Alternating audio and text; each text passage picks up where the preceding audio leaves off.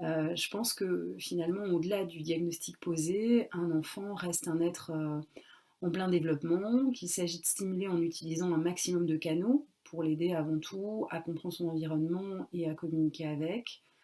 Et le langage oral fait partie de ces canaux. Donc quand on stimule plus spécifiquement la production orale, on sollicite tout le corps, hein, puisque parler, ça implique la respiration, la voix, l'articulation, sans oublier non plus toute la dimension psycho-affective. Parler, ça engage l'être dans son entièreté. Et donc en stimulant finalement la production orale, on va contribuer à intervenir à ces différents niveaux.